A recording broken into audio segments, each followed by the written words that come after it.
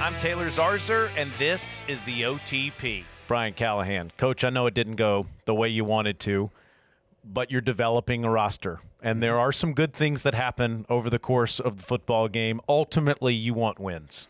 Yeah, I'm very pleased with some of the play from our young players, the Cam included. I think Alec and Chim have really started their seasons out really well. For what they've done in 3 games as rookies is pretty tremendous.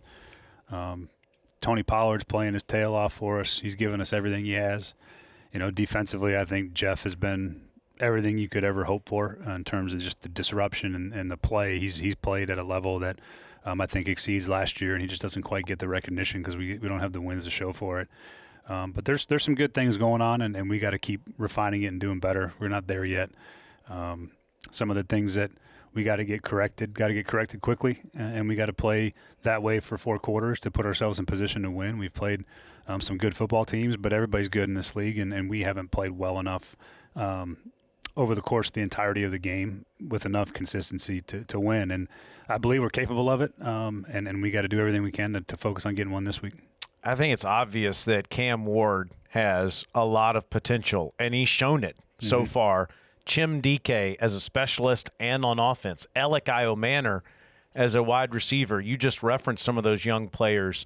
When they get that many reps, Coach, in the first 3 weeks of the season, how much better do they get because of those reps as the season continues? Yeah, that's the mantra. That's the draft and develop mindset that we have here, where we have to allow these guys to play, and they're rookies. They're gonna make mistakes, and we have to live with it. I think you got to add Gunnar Helm in that conversation too, with just the performances he's had through the first 3 games for a young tight end. It's hard to play tight end in this league, and he's really done a nice job coming in and contributing. So that's how you have to do it. If you really want to develop players, they have to play, and especially your young players, they got to find roles, and they have to perform, and then they have to fail, and then they have to grow, and that's the only way that it happens. Very rarely are you just ready, and he'll be ready in a year. That's not really how it works. Right. They got to go in there and perform and get critiqued and get graded and know where they failed and continue to get better. And those guys have done an excellent job, and they have the right mindset for it. I know you'll appreciate this analogy because it is Ryder Cup week. On the golf course, when I make a mistake, I have a hard time forgetting about that mistake, and it typically leads to another one. The thing that always has impressed me most about Cam Ward, watching him at Washington State and then watching him at Miami, is that guy took some shots, and it didn't always go well. But when he made a bogey, he would come back and birdie the next hole. How did he handle the pick 6 with you yesterday? Was it the same thing as what he's done in the past? Exactly like you would think. It was the 3rd play of the game. A lot of football left at that moment. But, yeah, I think his perspective on mistakes is fantastic, and he doesn't ever change his demeanor. He doesn't get too high or too low. He understands that one play is one play, and you got to get ready to go play the next one, whatever the result of the play is. He's got a great demeanor and perspective under duress, and I think that's what helps him bounce back quickly. And you have to be able to do that in the NFL. You're going to have bad stretches. You're going to have bad plays. You're going to throw interceptions as a quarterback. That's just the way the game gets played. But his ability to bounce back and not be rattled by it is exactly how you have to be. There's almost a corner's mindset to that, where corners get beat in this league. They give up touchdowns, and so you just got to line up and do it again. And that's the way he looks at it. Yeah, and from afar, it looks like he's really coachable. Like he wants your input. Just watching him on the plane with you a couple of weeks ago after the Denver game and watching him on the sidelines, he's ready to hear what you have to say about how he can get better. He wants to be coached, and he loves being coached, and I think that's an important part of for young players in particular, is being open to doing things that you don't know enough about yet. And he's learning very quickly, but he's very much open to coaching and to critique and to trying to get better so he can be the best version of himself on Sundays, and he's done a really good job thus far. When you bring Hellman's Creamy Buffalo Chicken Dip to the watch party, you can cheer too loud, or block the TV, or be a couch coach, and no one will eject you from the game. That's a Hail Mayo. Hellman's, the official mayo of the Tennessee Titans.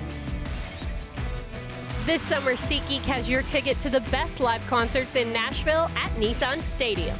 SeatGeek makes it easy to catch world-conquering tours and high-wattage performances from your favorite artists all summer long. SeatGeek has the best seat, your seat, for an unforgettable summer. From rock royalty to rap superstars, R&B to country, find it all on SeatGeek, the official ticketing partner of Nissan Stadium. It's your summer. Make it count. SeatGeek. Hey Titans fans, with a Kroger Boost membership, you'll score big with double fuel points, free delivery, and lots more. Go to Kroger.com/boost for details. Kroger, the official grocer of the Tennessee Titans. Tighten up. Now back to the OTP.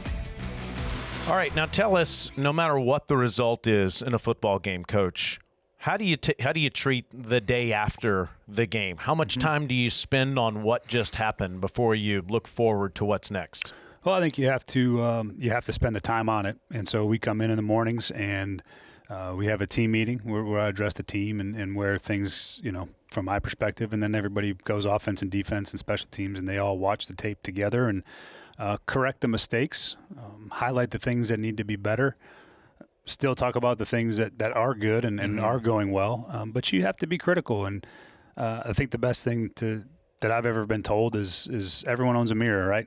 Everyone has the ability to look at themselves first and see where they can personally do a job better, and then have some humility to it and understand that we're all trying to do the same thing, which is put ourselves in position to win a game. And that's the process. And again, the same process applies for when you win. You do it the same way. I think there's consistency in how you approach it. Unfortunately, we've lost enough games now where that's not, it's been a lot of that critique, but even when you win, you do it the same way. And because even in wins, there's plenty of things that need to be corrected that because you won, maybe don't get highlighted in the same manner. And so you try to correct those things still. Like, give us an example of when you were coaching a certain quarterback named Peyton Manning and you're going on to win a Super Bowl. It's the same thing. Like he's being critical of himself. You're calling out what needs to be improved, even as you're the best team in the NFL. Exactly right, and that's how the process should go. If you're winning games and glossing over it and patting each other on the back, you're not doing your job. You're not doing your job as a coach or a player, because we're all striving for the same thing, which is to play as good as we can possibly play. And if you don't look critically at your performance in a win or a loss, and if you look very critically on a performance and a loss, but then you don't look at it the same way when you win, you're doing yourself a disservice, and that ultimately will catch up with you at some point, because again, there's just as many things in a win that come up that you have to address that do in a loss. They just feel different because you won. But usually the margin of error in this league is so small that it's only a couple of things that are the difference between a win and a loss. And you still have to hammer those things with the same intent to get better. And that's the way the good teams do it.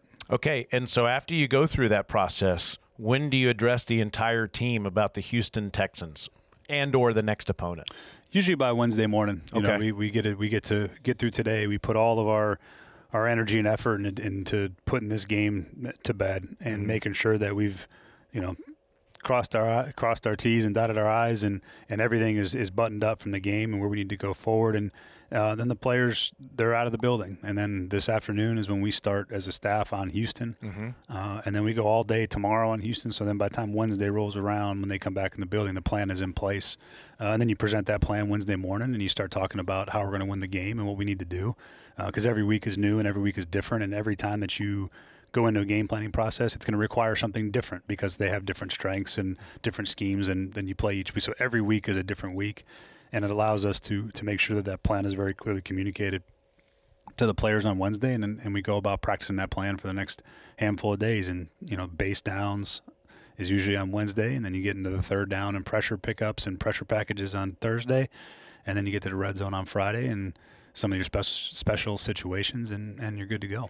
It feels like Thursday is a pretty tough day here, and with the plan that you use. Is that standard across the league, or does it kind of just depend on each situation? I think it depends. One of the things that I've always believed in through the years is that Wednesday guys are still coming off the game. They're still pretty sore. They're still feeling it. So you try to be a little bit higher mental stress on Wednesday, a little bit less physical stress. And then Thursday is a work day. We can put the pads on as long as we're allowed to, and you get after it. And that's your third down pressures. That's your protection day. You need that padded work and the pass protection. Then you still get some base run and all that stuff that you need on both sides. So that's just how we've done it. Sort of a ramp in, big day Thursday, fast, feel good Friday, where you're kind of on the field quick and out. And I've generally found that to be the most productive. We're going inside for quite a while. Playing the Houston Texans this week, site of where you beat the Houston Texans last year. And then you play the Arizona Cardinals inside in Glendale, Arizona, and then play the Las Vegas Raiders inside in Las Vegas. Any thought to what's ahead in that, or is it just sort of a week-by-week thing? It's still pretty much week by week. Obviously we got to hit the road for 3 straight weeks, and I think we're prepared to do that. That was part of what we tried to do in training camp too, just get comfortable being on the road and playing in new environments. And then the surfaces sometimes matter a little bit, but there's really not much that you change. I prefer not to practice on turf during the week as much as we can. I like being outside, I like being on the grass, but I think we might actually get some weather this week from what I understand. So we may be inside, and that does help to practice inside occasionally as a change up. But, end of the day, it's still the football field, and it's 100 yards long and 53 yards wide, and then you go play. And but the nice thing is you don't have to worry about weather. There's no wind or weather factors you got to worry about. You're going to be inside. And I think one year when I was in Detroit, I think we played like 14 games indoors or something like that, just because we were in an indoor stadium. And anyway, sometimes that works out, so you just get used to playing with no weather factor, and it's kind of a nice one less thing to have to factor in. Last year when you beat the Texans, Coach, in Houston, Chig Okonkwo had a huge 70-yard touchdown catch. Calvin made a bunch of big catches in that game, and Tony Pollard ran for over 100 yards. I know that's something you'd love to see. Yeah, this is still I know they're kind of in the same boat we are, where they've struggled some in the win-loss column. They're 0-3, but they are still very, very good on defense. I know they're probably trying to find some more rhythm offensively, but people aren't scoring a lot of points on these guys, and that's where their talent is all over the field on defense and all 3 levels. So we got to be ready to roll, and running the ball is a part of controlling the edge. It's part of understanding and possessing the football. So those are all things that are going to factor into it. And we played well when we went down there last year. We're going to need to do it again. The defense that you just referenced for the Houston Texans, as you said, they're 0-3, and they're looking for more offensive consistency. But it appears the last few years, as they won the division 2 years ago and last year and into this year, they have one of the better defenses in the game. Why is that? They have great talent. Their edge rushers are 2 of the best in football. I think that Stingley's as good a cover corner that's out there in the league. I think their safeties play really good football. I think Petrie's a really good player. Aziz is a really good linebacker. They got players sort of at every level that can operate, and they've invested a lot of draft capital and money into that defense too, and it shows. That's a really talented and well coached. I think D'Amico, that system that they run is very well executed by the guys that they have, and they do a really nice job. So we got our hands full. We've always had our hands full with that group, and they're a good, another divisional team that we got to go try to get a win. Home is at the forefront of all we do. It's why we're so committed to caring for the places and spaces in which we work and live. Ashley, the official furniture provider of the Tennessee Titans. Genesis is the first and only official jeweler of the Titans, having earned that title since 2006. Titans players, coaches, and fans trust Genesis for the absolute best in selection, quality, customer service, and of course, value. For diamonds, engagement rings, designer fashion jewelry, and the largest selection of luxury pre-owned Rolexes in Tennessee, Genesis is the hands-down winner. Genesis Diamonds in Green Hills and Cool Springs, the official jeweler of the Tennessee Titans. Little Caesars is the official pizza partner of your Tennessee Titans. Download the Little Caesars app and get your favorites delivered today. Delivery fees apply. Now back to the OTP. All right, one last thing, maybe a fun question at the end, but one last thing about football that everybody concentrates on the offense and the defense, but special teams is winning and losing these games in the National Football League. I'm sure you caught the end of or saw a highlight of the Eagles and Rams and how that game finished with the Eagles blocking a Rams kick and taking it in for a touchdown. Saw it in the Chiefs-Giants game on an extra point. The Titans had a blocked extra point against the Rams. Just how critical is special teams and making a big play in it that can change the game? I mean, they're a third of the football game. You know, there's 3 phases, and there's a reason for that. And there's a lot of plays on special teams that are there to be made. And if you can change the game on special teams, it certainly alleviates the pressure on offense and defense. If you can flip the field and keep the hidden yardage in your favor, and you can make people start and drive the long ways, and you can make up yards in the return game, it's a huge advantage. And we have a huge advantage, and we got a really strong leg kicker, so we've been able to hit some field goals for some long distances as part of, the reason why you try to kick from where you kick, and because he can hit them, and he's shown that he's accurate from that spot too. And those are weapons. I think Johnny Hecker's punting as good as anybody in football right now. Yeah. With his hang time and distance and direction, that's all been really critical to putting ourselves in the field position game in great spots, and they've really performed well. Yeah, Jim DK obviously in the return game as well has been a huge weapon for you and had a couple of good returns again this past week. Now I realize that you're only focusing on football right now. It is taking all of your life. But yes, it is. Let's say 20, 30 years from now, you have some free time. Is there a bucket list item? Because the Ryder Cup is this week, and I know you love golf. I do. Would be up there. Yeah? Yeah, I mean, definitely that would be something that would be pretty cool to go take part in. That's a really phenomenal competition, and some of the best golfers in the world competing it's awesome. I think it's a great sport. Were you a basketball or baseball guy? Yeah, I've never been to a World Series. I think that would be really enjoyable. October baseball it's kind of what makes baseball fun is those pennant races, and I've never got a chance to do that much, obviously, is go see that. That would be really cool. And I think there's some college stadiums and environments I've never been to that would be fun to go take in as a fan. Baton Rouge at night. And, there's some SEC games. I've never been down to Knoxville for a game. That seems like a hell of an environment. So, there's definitely things that, when I'm all said and done coaching and I got some free time, my wife and I maybe will go do something cool like that and go see a Ryder Cup. It'd be great to have you there for that, Coach.